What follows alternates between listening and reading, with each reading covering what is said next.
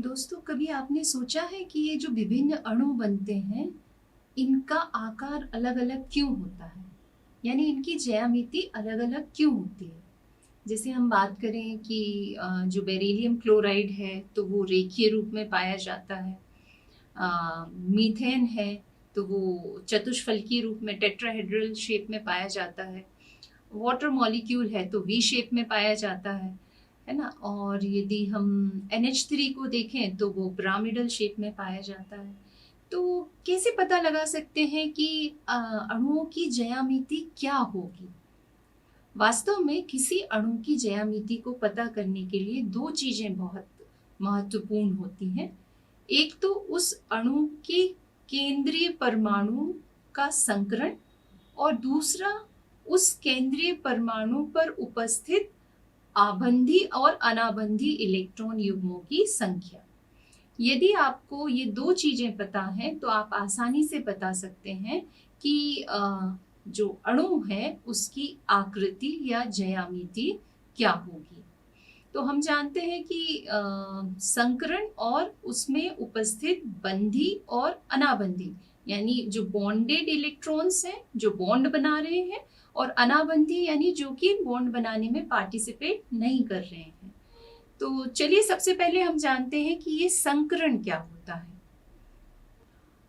दोस्तों, संकरण को यहाँ हम परिभाषित करने की कोशिश करते हैं कि जब किसी अणु में जो उसका केंद्रीय परमाणु होता है, उस परमाणु के कुछ ऐसे ऑर्बिटल जिनकी ऊर्जा में थोड़ा सा अंतर होता है, जब वो भिन्न भिन्न ऊर्जा वाले ऑर्बिटल आपस में मिक्स होकर लगभग लगभग नहीं, बिल्कुल ही समान ऊर्जा के ऑर्बिटल बनाते हैं, तो इस घटना को हम संकरण कहते हैं।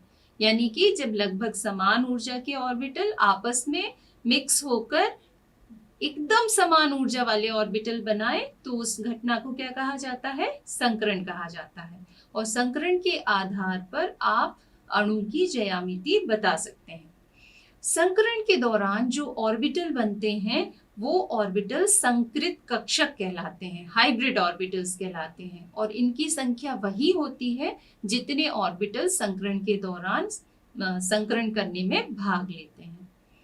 चलिए कुछ नियम हैं जो हम यहाँ पर डिस्कस कर लेते हैं, जिन्हें हम संकरण के नियम कहते हैं।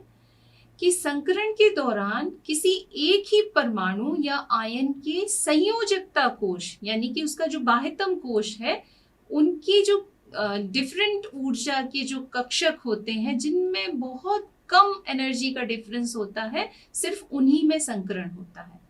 यानी इसमें जो भाग लेने वाले कक्षक हैं वो थोड़ा सा ऊर्जा में भिन्नता रखना चाहिए। अच्छा, जितने कक्षक भाग लेते हैं उतने ही नए कक्षक बनते हैं। यानी 3 कक्षक यदि भाग ले रहे हैं तो बनने वाले संकृत कक्षक भी कितने होंगे? 3 ही होंगे। और जो ये संकृत कक्षक हैं ये SPD कक्षकों की अपेक्षा दिशात्मक आबंध बनाते हैं, क्योंकि इनमें जो अतिव्यापन होता है वो बहुत ज्यादा होता है, और जितना ज्यादा अतिव्यापन होगा उसकी दिशा भी उतनी ही आपको समझ में आएगी, यानी कि ये ज्यादा दिशात्मक होंगे। फिर ये भी जरूरी नहीं है कि हमेशा जो संकृत करने वाले कक्षक हैं वो हाफ फिल्ड ही हो। वास्तव में संकरण के दौरान हाफ फिल्ड, फुल फिल्ड और इवन एम्प्टी मतलब रिक्त कक्षक भी भाग ले सकते हैं। यानी कि अर्धपूरित, पूरित और रिक्त कक्षक भी संकरण के दौरान संकरण में भाग ले सकते हैं। जो संकृत कक्षक बनते हैं उनका त्रिविम में अभिविन्यास अलग अलग होता है, और संकरण के आधार पर आप अणु की ज्यामिति यानी कि उसकी आकृति, उसकी संरचना, उसके कोण, बंध आदि के बारे में स्पष्ट रूप से बता सकते हैं। ध्यान रखिएगा कि जो संकरण होता है वो कक्षकों का होता है, ना कि इलेक्ट्रॉन का। तो हम देखते हैं कि ये जो संकरण है ये पूरी तरीके से एक काल्पनिक अवधारणा है जिसका उपयोग हम विभिन्न अणुओं की ज्यामिति को बताने के लिए करते हैं। तो संकरण कई प्रकार के होते हैं, जिनमें से पहला संकरण होगा यदि एक S कक्षक और एक P कक्षक आपस में मिलकर संकरण करता है, तो जो संकृत कक्षक बनेंगे वो किस तरीके के बनेंगे? इस तरीके के। और कितने बनेंगे?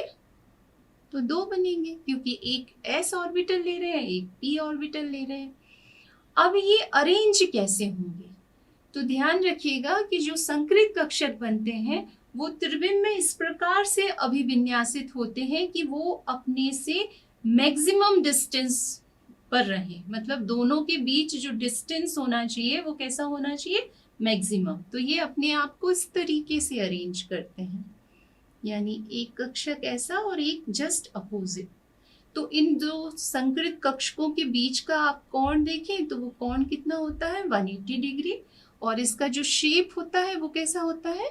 लीनियर, यानी कि रेखीय। इसको अभी हम एक उदाहरण से समझने की कोशिश करते हैं, और हम यहाँ उदाहरण लेते हैं BeCl2 का। तो BeCl2 में केंद्रीय धातु जो है हमारी वो क्या है? Be यानी बेरिलियम। आप जानते हैं कि बेरिलियम का एटॉमिक नंबर होता है 4, और जब एटॉमिक नंबर 4 है तो कॉन्फ़िगरेशन क्या होगा? 1s2 2s2। ठीक है। अब यदि हम इसका वैलेंस शेल बनाते हैं तो वैलेंस शेल में ये आपका s ऑर्बिटल है जिसमें 2 इलेक्ट्रॉन है। साथ ही सेकंड जो शेल होता है, कोश होता है, उसमें p ऑर्बिटल भी होता है, तो ये खाली पड़ा हुआ है। तो ये कहलाती है इसकी ग्राउंड स्टेट। कौन सी स्टेट? ग्राउंड स्टेट, मूल अवस्था। पर जब इसको थोड़ी सी एनर्जी दी जाती है तो 2s ऑर्बिटल के ये जो पेयर्ड इलेक्ट्रॉन है ये एनर्जी लेकर एक्साइटेड स्टेट में आ जाते हैं, और 2s से निकलकर एक इलेक्ट्रॉन किस में चला जाता है? 2p में चला जाता है। ठीक है।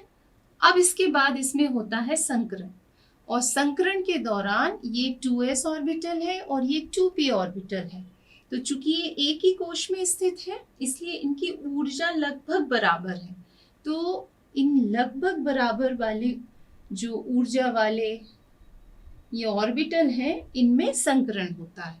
तो देखिए आप यहाँ संकरण के दौरान कौन कौन मिल रहा है? एक s ऑर्बिटल और एक p ऑर्बिटल।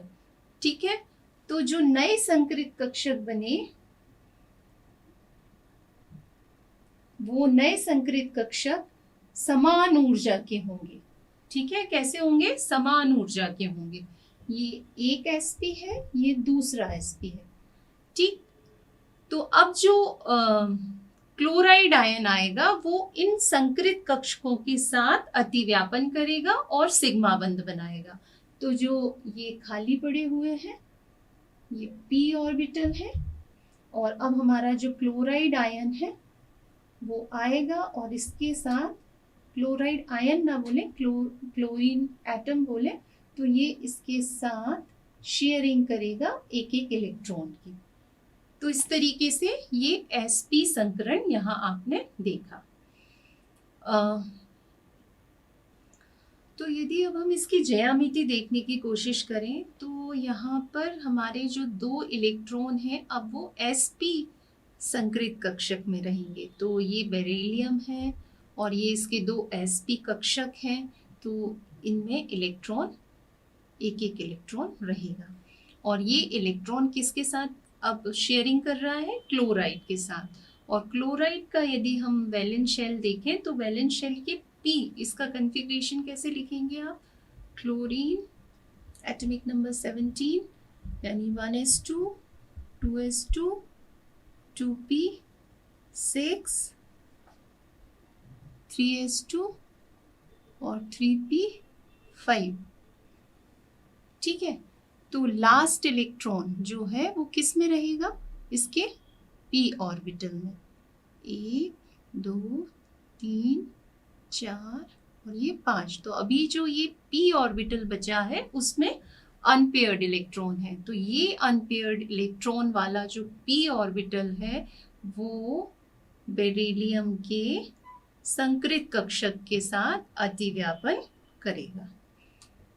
तो इस तरीके से 2 Cl एटम बेरिलियम के साथ रिएक्ट करेंगे, शेयरिंग करेंगे। और किस तरीके का बॉन्ड बनता है? जब भी संकरित कक्षक के साथ अतिव्यापन होता है तो सिग्मा बंध बनता है। कौन सा बंध बनता है? सिग्मा। तो इसकी संरचना कैसी आपको दिखेगी? आप देख सकते हैं यहाँ पर रेखीय आकृति आपको मिलेगी। और जब आकृति रेखीय है, लीनियर है, तो जो एंगल होगा वो कितने का होगा? 180 डिग्री का। तो इस तरीके से अभी हमने sp संकरण देखा।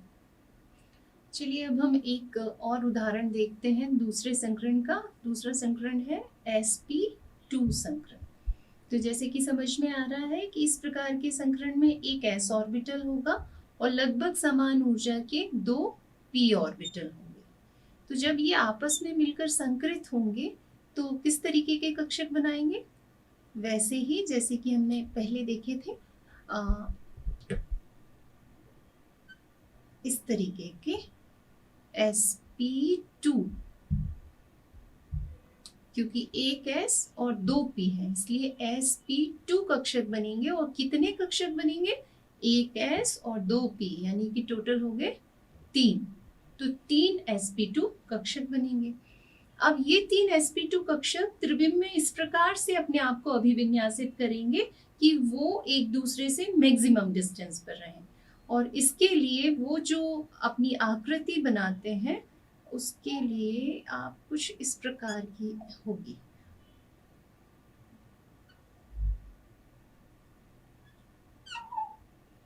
यानी ये त्रिकोणीय समतलाकार, ट्राइगोनल प्लेनार शेप आपको मिलेगा, जिसमें 2 ऑर्बिटल के बीच जो एंगल होगा वो 120 डिग्री का होगा।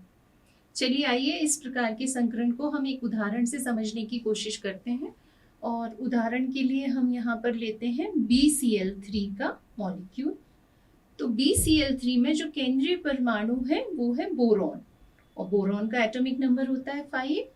तो कॉन्फ़िगरेशन होगा 1s2 2s2 2p1। ठीक है। तो इस प्रकार यदि हम इसके वैलेंस शेल के ऑर्बिटल को यहाँ बनाएं तो ग्राउंड स्टेट में यानी मूल अवस्था में ये किस प्रकार होगा? इस तरीके से 2s और ये 2p। ठीक है, ये कौन सी स्टेट है इसकी? ग्राउंड स्टेट है। अब यदि एक्साइटेड स्टेट की बात करें तो एक्साइटेड स्टेट में जब हम इसको थोड़ी एनर्जी देते हैं तो इसका 2s का इलेक्ट्रॉन एक्साइटेड होकर, उत्तेजित होकर किस में चला जाता है? 2p ऑर्बिटल में चला जाता है। तो 2s के पास कितने इलेक्ट्रॉन बचेंगे? एक इलेक्ट्रॉन। और 2p, तो इसमें 2 इलेक्ट्रॉन आ जाएंगे। ठीक है। अब जब इसमें 2p ऑर्बिटल में इलेक्ट्रॉन आ जाते हैं तो बोरॉन का s 2s और 2p के 2 ऑर्बिटल आपस में मिलकर संकरण करते हैं। और कौन सा संकरण करते हैं? sp2। कौन सा संकरण? sp2 संकरण करते हैं। अब जब sp2 संकरण हो जाता है तो जो कक्षक बनते हैं वो किस तरीके के कक्षक बनते हैं? वो समान ऊर्जा के 3 sp2 कक्षक बनते हैं जिनमें एक एक इलेक्ट्रॉन होता है। और लास्ट में जो खाली p ऑर्बिटल है वो वैसे का ही वैसा रहता है। अब जो क्लोरीन है, क्लोरीन एटम है, वो 3 chlorine atom in 3 sp2 orbital के साथ इलेक्ट्रॉन की शेयरिंग करते हैं। तो यदि हम इसकी ज्यामिति को देखें तो chlorine atom in 3 sp2 orbital, संकरित ऑर्बिटल के साथ ओवरलैपिंग करेंगे। तो पहले मैं इलेक्ट्रॉन तीनों में एक एक इलेक्ट्रॉन देती हूँ। ये हमारा बोरॉन एटम है। अब इसके साथ क्लोरीन की ओवरलैपिंग हो रही है। तो क्लोरीन का इलेक्ट्रॉन और जो एक क्लोरीन, दूसरा क्लोरीन, और ये तीसरा क्लोरीन एटम। तो इस तरीके से आपको जो ज्यामिति दिखेगी इसकी वो कैसी होगी, यदि ये बोरोन एटम है तो ये 3Cl के साथ 120 डिग्री का एंगल बनाएगा।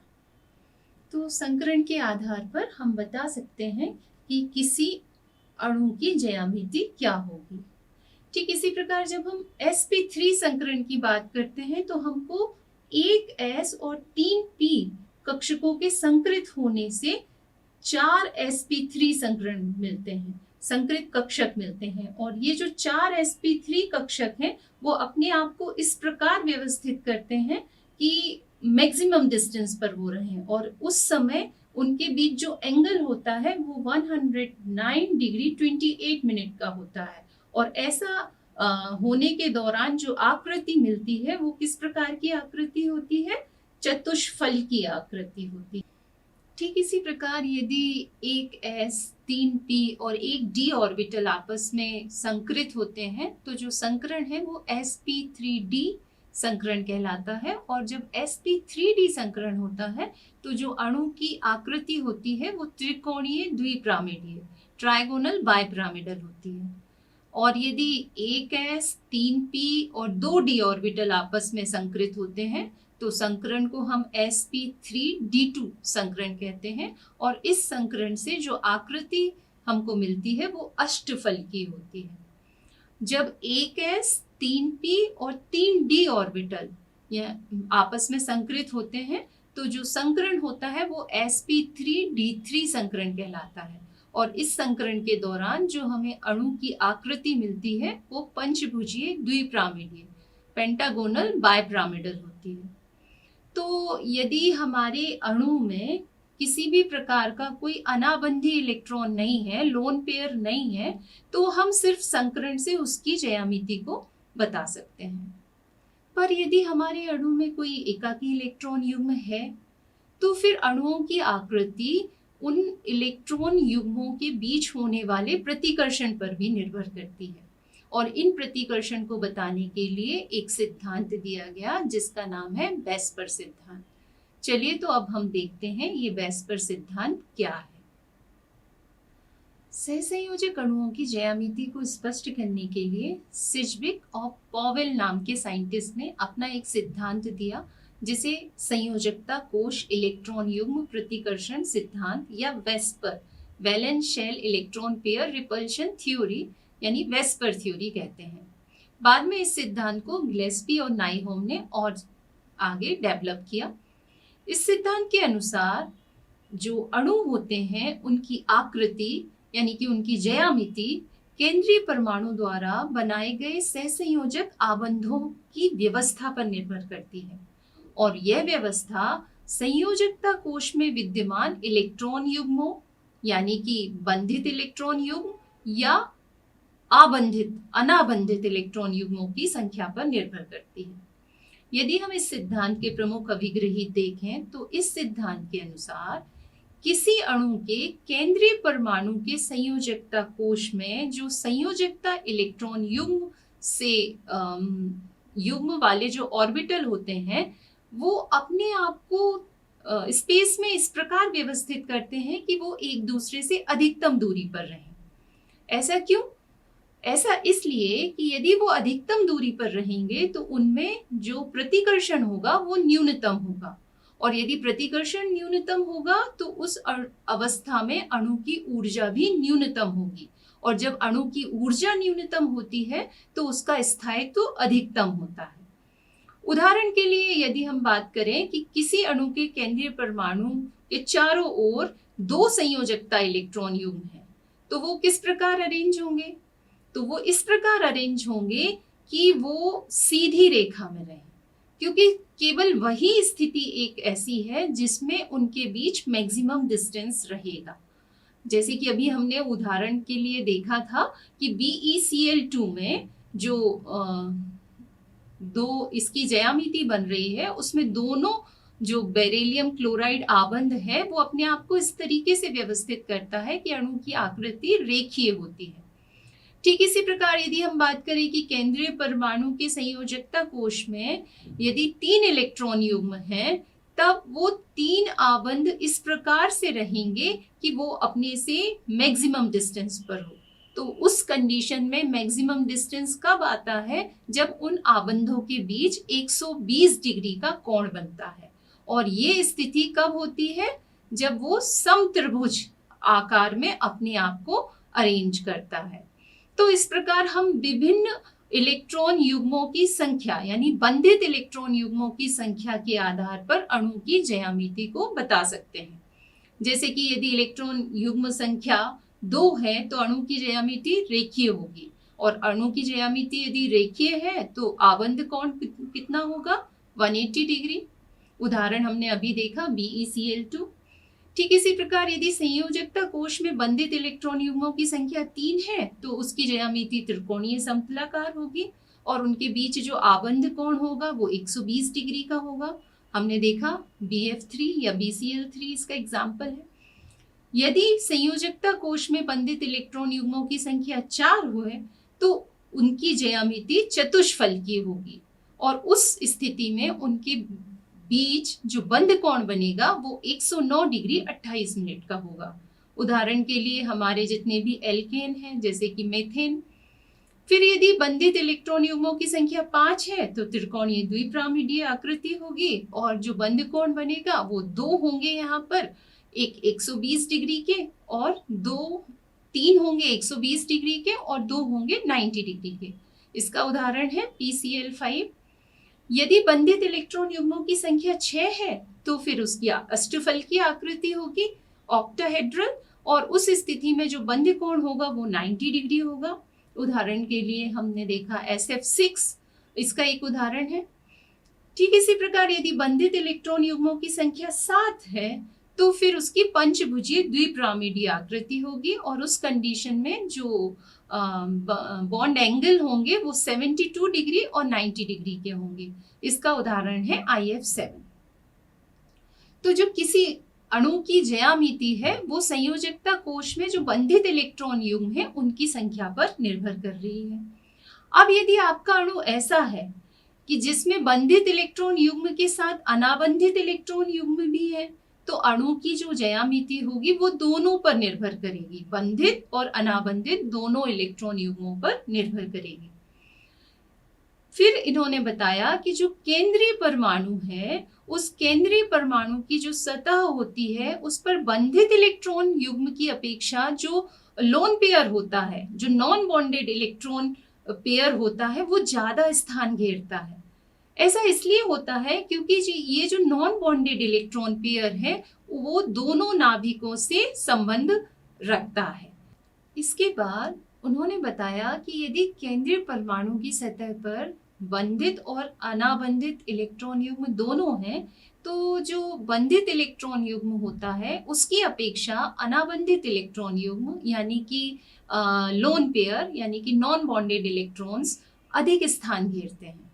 ऐसा इसलिए होता है कि जो बंधित इलेक्ट्रॉन जोड़ा है वो तो दोनों नाभिकों से संबंध रखता है, जबकि जो अनाबंधित है, जो बॉन्ड बनाने में पार्टिसिपेट नहीं कर रहा है, उसका रिलेशन सिर्फ एक ही नाभिक से होता है।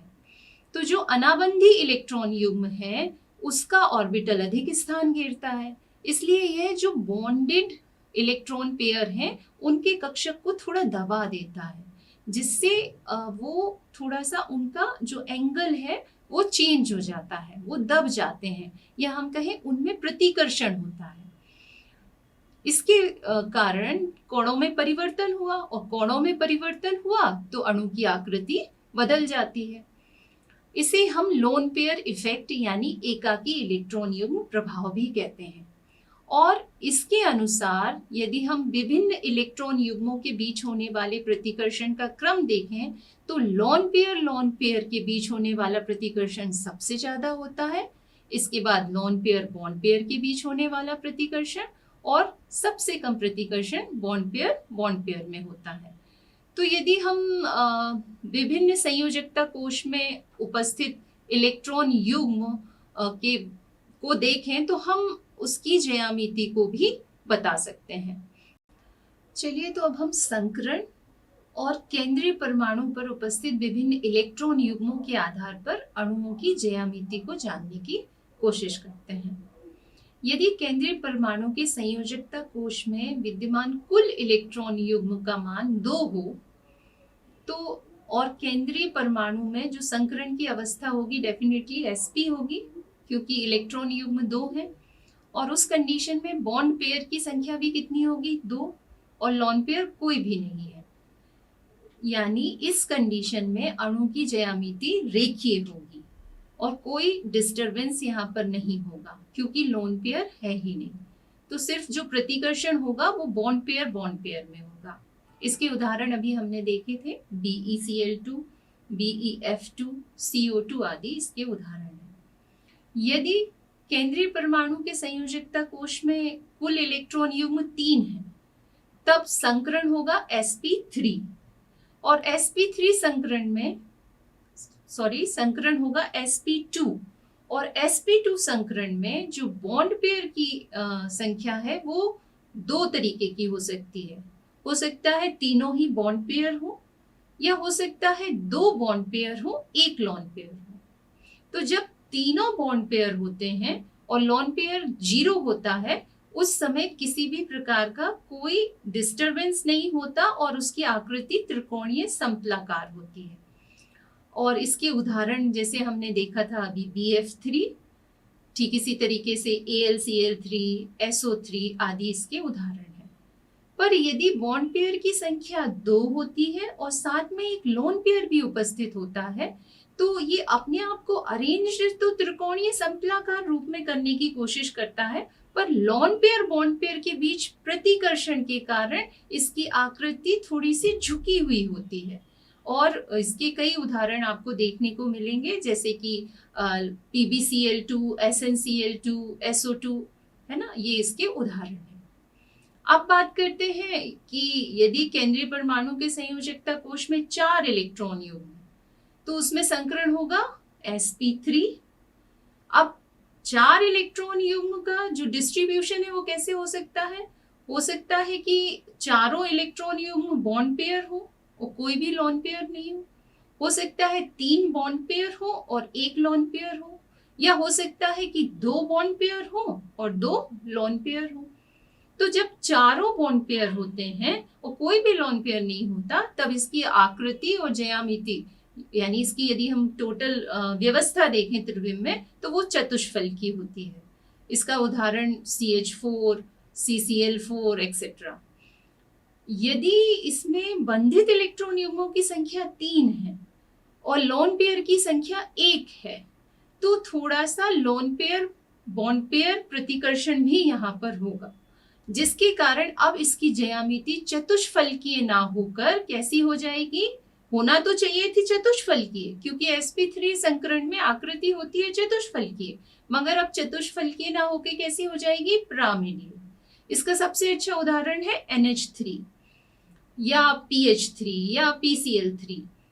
ठीक है, अब इसके बाद ऐसा भी हो सकता है कि इसमें 2 बॉन्ड पेयर हो और 2 लॉन पेयर हो, तो आकृति होना चाहिए थी चतुष्फलकीय, पर आकृति कैसी मिलती है? थोड़ा सा झुकी हुई, यानी कि V शेप। तो इसका उदाहरण है बहुत अच्छा हमारा वाटर के मॉलिक्यूल्स, जल के अणु। ठीक इसी प्रकार यदि केंद्रीय परमाणु के संयोजकता कोश में कुल इलेक्ट्रॉन युग्मों की संख्या 5 है, तो ये किस प्रकार से अरेंज होगा? तो यदि हम देखें तो इसमें संकरण होगा sp3d संकरण, और ये 5 इलेक्ट्रॉन युग्म हो सकता है कि पांचों इलेक्ट्रॉन युग्म बंधित हो, कोई भी लॉन पेयर ना हो। तो इस कंडीशन में जब पांचों इलेक्ट्रॉन युग्म बंधित हैं, यानी बॉन्ड पेयर ही हैं, तो इसकी आकृति होगी त्रिकोणीय द्विपिरामिडीय। इसका उदाहरण है PCl5। पर यदि बंधित इलेक्ट्रॉन युग्मों की संख्या है 4 और लोन पेयर की संख्या है 1, तो वहां लोन पेयर बॉन्ड पेयर के बीच प्रतिकर्षण होगा, और उस कंडीशन में जहां आकृति त्रिकोणीय द्विपिरामिडीय होना चाहिए थी, अब आकृति मिलेगी आपको सीसॉ शेप की। और इसके उदाहरण है SF4, TeF4। ठीक इसी प्रकार यदि बंधित इलेक्ट्रॉन युग्मों की संख्या है 3 और लोन पेयर की संख्या है 2, तो अब आकृति आपको टी शेप मिलेगी। इसके उदाहरण है ClF3, BrF3। यदि बंधित इलेक्ट्रॉन युग्मों की संख्या 5 की जगह अब 2 रह जाती है और लोन पेयर की संख्या 3 हो जाती है, तो इस कंडीशन में अब आपको जो आकृति मिलेगी वो होगी रेखीय, और इसका उदाहरण है ज़ीनॉन फ्लोराइड XeF2 या I3- आयन।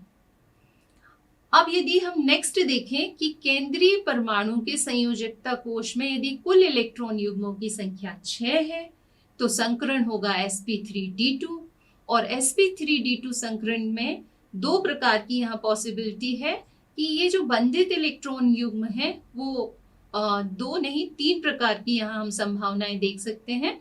कि हो सकता है ये बंधित इलेक्ट्रॉन युग्म पूरे के पूरे हो, यानी 6 के 6 बंधित इलेक्ट्रॉन युग्म हो, और यदि ये 6 ही बंधित इलेक्ट्रॉन युग्म है तो फिर अणु की जो आकृति होगी वो अष्टफलकीय होगी। यहाँ किसी प्रकार का कोई डिस्टरबेंस नहीं होगा, और इसके उदाहरण है SF6, SeF6 आदि। पर यदि इन इलेक्ट्रॉन युग्मों में से 5 तो बंधित इलेक्ट्रॉन युग्म है और 1 लोन पेयर है, तो फिर यहाँ लोन पेयर और बॉन्ड पेयर के बीच रिपल्शन भी होगा, जिसके कारण उसकी आकृति अब अष्टफलकीय ना रहकर वर्गाकार पिरामिडीय शेप की हो जाएगी। इसका उदाहरण है IF5 या BrF5। और यदि बंधित इलेक्ट्रॉन युग्मों की संख्या सिर्फ 4 हो और लोन पेयर की संख्या 2 हो, तो ऐसे में आपको जो आकृति मिलेगी वो अष्टफलकीय ना होकर वर्गाकार समतल होगी, और इसका उदाहरण है XeF4। तो इस प्रकार हमने देखा कि संकरण और संयोजकता केंद्रीय परमाणु के संयोजकता कोश में उपस्थित विभिन्न इलेक्ट्रॉन युग्मों के आधार पर हम उस अणु की ज्यामिति का अनुमान लगा सकते हैं। चलिए अब हम उदाहरण के द्वारा इस संकरण और वेस्पर थ्योरी के आधार पर अणु की ज्यामिति को समझने की कोशिश करते हैं। तो मैं यहाँ पर ले रही हूँ sp3 संकरण को, और उदाहरण के रूप में ले रही हूँ सबसे पहले CH4 को। तो यहाँ केंद्रीय परमाणु हमारा क्या है? कार्बन, और कार्बन का एटॉमिक नंबर होता है 6, और इलेक्ट्रॉनिक कॉन्फ़िगरेशन इसका होगा 1s2 2s2 2p2। ठीक है, तो इसके वैलेंस शेल को यदि हम यहाँ पर ड्रॉ करें तो इसके वैलेंस शेल में ये 2s है, ये 2p है, और यदि ग्राउंड स्टेट इसकी बनाए तो 2s में कितने इलेक्ट्रॉन हैं? 2, और p में कितने इलेक्ट्रॉन हैं? 2। अब यदि हम इसको थोड़ी सी एनर्जी दें तो ये किस स्टेट में पहुंच जाएगा? एक्साइटेड स्टेट में, और उस कंडीशन में इसका एक इलेक्ट्रॉन निकल के कहाँ चला जाएगा? p में चला जाएगा। तो इसका कॉन्फ़िगरेशन कुछ इस प्रकार होगा कि 2s में एक इलेक्ट्रॉन, 2p में 3 इलेक्ट्रॉन।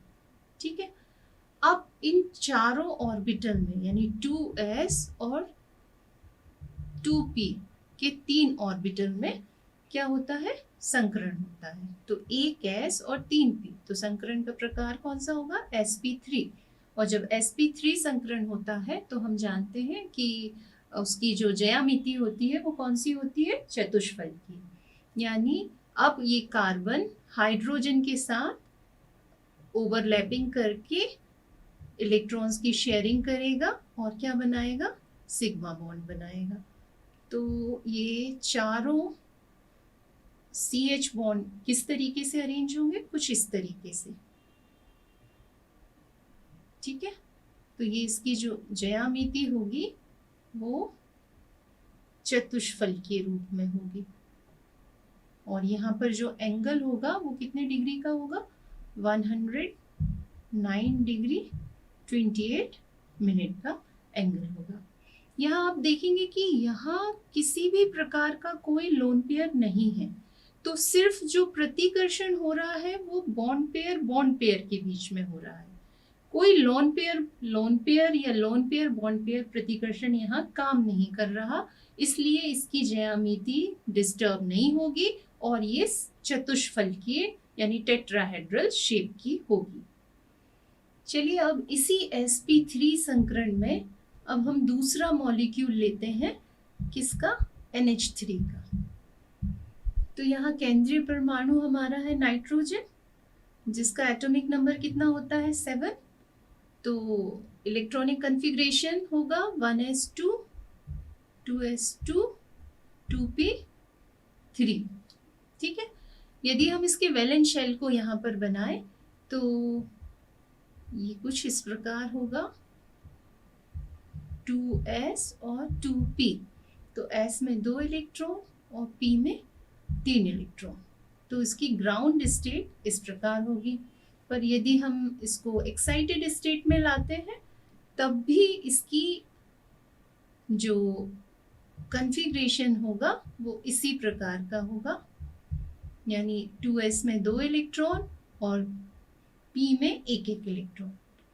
अब इनके बीच होता है संकरण, तो 1s और 3p ऑर्बिटल आपस में मिलकर कौन सा संकरण करते हैं? sp3 संकरण करते हैं। ठीक है। और sp3 संकरण के इन संकरित कक्षों में आप यहाँ देख सकते हैं कि एक कक्ष पूरा भरा हुआ है। तो अब ये जो नाइट्रोजन है वो हाइड्रोजन के साथ ओवरलैपिंग करेगा और 1-1 इलेक्ट्रॉन की शेयरिंग करके बॉन्ड बनाएगा। तो संकरण कौन सा है? sp3 संकरण। और इस sp3 संकरण के कारण आकृति कैसी होना चाहिए? चतुष्फलकीय। तो ये जो 3 बंधित इलेक्ट्रॉन युग्म है और एक अनाबंधित इलेक्ट्रॉन युग्म यानी लोन पेयर है, ये अपने आप को इस प्रकार व्यवस्थित करते हैं कि आकृति कैसी रहे? चतुष्फलकीय। ठीक है। और ये है हमारा N। और इसके 2 ये अनाबंधित इलेक्ट्रॉन युग्म कहाँ रहते हैं? यहाँ पर रहते हैं। ठीक। पर यहाँ आप देखेंगे ये जो बॉन्ड एंगल है वो चतुष्फलकीय आकृति में कितना होता है? 109 डिग्री 28 मिनट। मगर यहाँ lone pair bond pair attraction भी काम करता है। ये है लोन पेयर और ये है आपका बॉन्ड पेयर।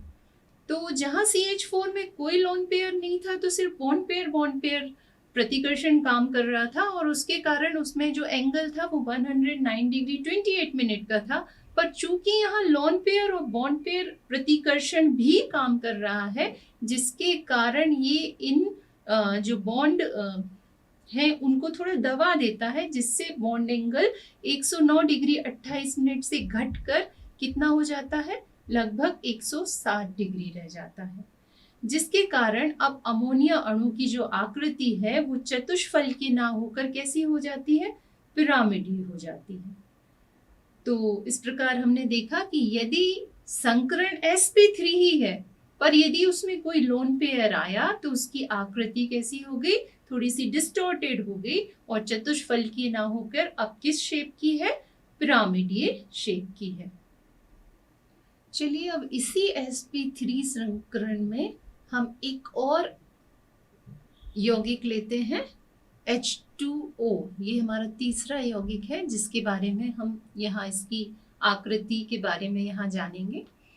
तो H2O, इसमें भी कौन सा संकरण हो रहा है? sp3। तो देखें कैसे होता है। तो इसका केंद्रीय परमाणु है O और O का एटॉमिक नंबर कितना है? 8। तो कॉन्फ़िगरेशन क्या होगा? 1s2 2s2 2p4। ठीक है। तो अब इसका यदि हम वैलेंस शेल का कॉन्फ़िगरेशन लिखें तो ग्राउंड स्टेट में इसके वैलेंस शेल में ये 6 इलेक्ट्रॉन है जो इस तरीके से रहते हैं कि 2s में 2 इलेक्ट्रॉन और फिर 2p में 4 इलेक्ट्रॉन। जब हम इसको संकरित कराते हैं तो एक्साइटेड स्टेट में भी इसमें ऐसी ही व्यवस्था होती है, यानी s में 2 इलेक्ट्रॉन और p में 4 इलेक्ट्रॉन। अब ये s और 3p ऑर्बिटल आपस में संकरित होते हैं और sp3 संकरण यहाँ पर पाया जाता है। पर आप देखेंगे इन sp3 संकरण के चारों ऑर्बिटल में से 2 ऑर्बिटल तो भरे हुए हैं और 2 ऑर्बिटल जो हैं वो हाफ फिल्ड हैं, अर्धपूरित हैं। तो जो ऑक्सीजन है वो अब हाइड्रोजन के 2 एटम के साथ इन संकरित कक्षकों से अतिव्यापन करता है और क्या बनाता है, बंध बनाता है। तो यहाँ आप देख सकते हैं कि 2 बंधित इलेक्ट्रॉन युग्म हैं और 2 अनाबंधित इलेक्ट्रॉन युग्म हैं। ये बंधित और अनाबंधित इलेक्ट्रॉन युग्म त्रिविम में अपने आप को इस प्रकार से अरेंज करते हैं कि आकृति कुछ इस प्रकार बनती है।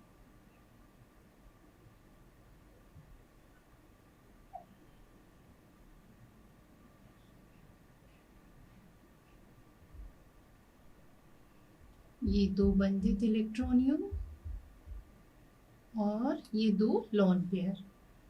तो यहाँ आप देखेंगे कि यहाँ कितने लोन पेयर हैं, 2 लोन पेयर हैं और ये दोनों लोन पेयर के बीच प्रतिकर्षण होगा और हम जानते हैं कि लोन पेयर के बीच होने वाला प्रतिकर्षण तो बहुत ज़्यादा होता है। साथ ही यहाँ ये लोन पेयर में प्रतिकर्षण हो रहा था, अब ये लोन पेयर और बॉन्ड पेयर में प्रतिकर्षण होगा। तो इसके कारण आप देख सकते हैं कि ये जो बॉन्ड बन रहे थे वो और ज़्यादा दब जाते हैं, है ना। और जो बॉन्ड एंगल है वो हमारा होना कितना चाहिए था चतुष्फलकीय में, 109 डिग्री 28 मिनट, पर ये घटकर कितना हो जाता है, 104.5 डिग्री के आसपास रह जाता है।